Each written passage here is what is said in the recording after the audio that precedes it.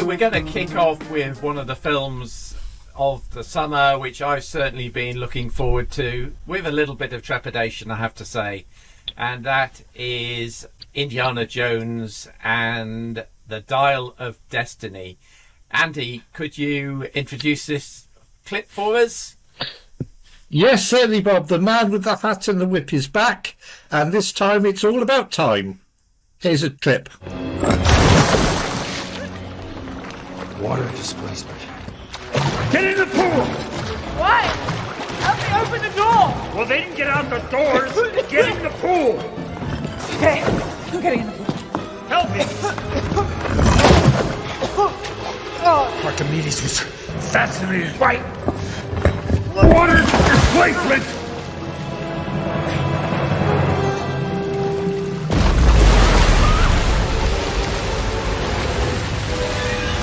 So we're going to start with Andy Godfrey. Andy. Yeah, I went into this actually very expectantly. I thought, well, you know, maybe they've learnt their lessons from Crystal Skull, which I watched again this week, and actually isn't that bad, actually, when you go back and review it. Honestly, it's not.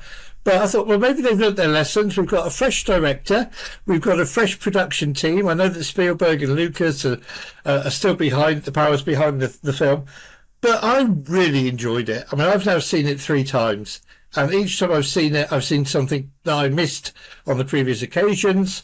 I loved the references to the previous films, of which there were quite a few, more than I thought there were after the first viewing. I thought the action was great. I had no problems with de-aging Harrison Ford. I thought, fine, it's not perfect, but let's just go with it. This is what we've got. I thought the story was terrific. I love the pure bits of fantasy at the end. I mean, we had a 2,000-year-old knight in Last Crusade, so why can't we have what we have in this film? And I just thought that the whole thing was really well done, beautifully shot. John Williams' score, which I've been listening to, is absolutely tremendous, and great to hear that Raiders March again, that familiar theme. Credit to Harrison Ford for you know, what is he, 80 odd now, getting on towards 80. Credit to him for doing the role, for making jokes about himself when they're climbing up a cliff. You don't have cracked ribs, and you don't have this, and you've never been forced to drink the blood of Cali. You know, it was a really, really great performance. I think Ford's been great in all of the films. So for me, Raiders remains the gold standard, the greatest movie ever made. Then Last Crusade. But I'm going to go as far as to say that Dial of Destiny comes in 3rd place in the Indiana Jones saga. So absolutely loved it. It's Indiana Jones chasing an artifact against the Nazis. What more do you want? What's not to love? Yeah. Emma, did you come out with the same thoughts? So I'm not as obsessed, shall we say, with Indiana Jones. I enjoy watching it, but it's just fine for me. Probably get shot down in flames and cut off, but yeah. I do like the nostalgia, and like Andy said, there are loads of callbacks which even I picked up on, having only watched the originals a few times. So yeah, I was really having fun, and I loved the sidekick. Teddy. Yeah. Teddy, that's right. I thought he was great. Okay, wasn't he? I mean, he wasn't a short round. I mean, maybe. Thank goodness. Thank goodness. Maybe he'll win an Oscar in 30 years' time, right? Who knows? But he wasn't completely irritating, was he? No. True. I did think it was maybe slightly too long. Could have just shaved off 10-15 minutes, I think.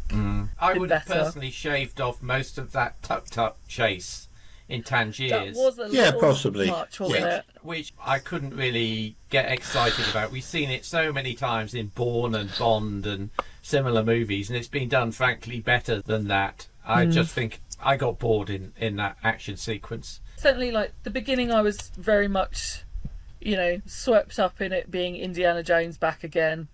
The middle, I was starting to flag, and I was like, oh, I wonder if I can get a nap in. But I absolutely loved the end, and I was crying at the ending. So was I. Yeah. It's a lovely emotional ending. We won't drop any spoilers, but I thought it was very good indeed. Yeah. Okay, good. Scott. Yeah, I think I've got quite similar views to Emma on this one. I absolutely loved the start of this movie. That whole de-aged Harrison Ford section when he's back fighting the Nazis. I kind of would have liked the whole movie of that whole part of it. Let's go back to like a mid-quel, sort of place it somewhere in that time period from the original trilogy. When it got to the older Indiana Jones, yeah, I did find it dragged a little bit in that middle section. While we're learning about the characters, we're getting to know the Phoebe Waller-Bridge character, and maybe it's the surroundings that I saw it in as well, because it was a very hot, full cinema screen that I was in to see this one, and I did find myself slightly close to nodding off a few times. And I don't know how much that was due to do with the film and how much that was just with how hot the room was. But I enjoyed a lot of the action scenes. I thought those were very well done. As you said, some of them we've seen various versions of before. You see the scene in the trailer on the horse, which was very True Lies or John Wick. It sort of brings back memories to other films quite often with action scenes in this. But they were still fun. And I never found myself with a sense of, oh no, they shouldn't have made this, which I was very worried about, because I thought it's a great trilogy. For me, Last Crusade is the best one, but I would have happily ended it there. Crystal Skull is what it was. This one, it didn't need to be made, but I don't mind that it was. Ford did better than I expected him to. Waller-Bridge was fine. I love Mads Mikkelsen in pretty much everything he does. He was really good in this. You need someone with a presence to bring that antagonistic energy. You can call him and you know he's going to show up and deliver. I have some issues with plot holes involving his character. One particular moment anyway. But yeah, overall I think it was a fun film. Yeah. Good. I absolutely agree. I had a lot of fun as well. In fact, I saw a comment on your film review of this, Scott, which I took great offence to, somebody saying that they completely disagreed with what you said. Oh, but we haven't actually seen the film. Yeah, exactly. I mean, for fuck's sake. But a lot of the comments about the de-aging, I just don't understand, because when I went to look at it the second time, I thought, okay, I'm really going to focus here on what it is. And I thought they did it really, really well. I don't think... There are just a few of the action shots where it's not quite right as he turns quickly or whatever. Yeah. There's also one quick shot where he's running along the top of the train and we see it from a distance. Oh. That's a terrible shot. I will say that is a terrible shot. Because it looks so animated. No problem. I was back to whenever it was, 1989's Titanic, and those little CGI figures walking on the deck. I thought, whichever of those effects studios in the end titles did that, really deserved to be shot, because it was just awful. Right. I agree with that. But no, I thought it was good. It was entertaining.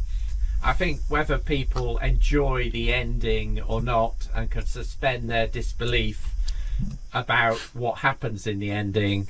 I was very amused by Kermode and Mayo's review where they talked about meeting Jesus, not Jesus.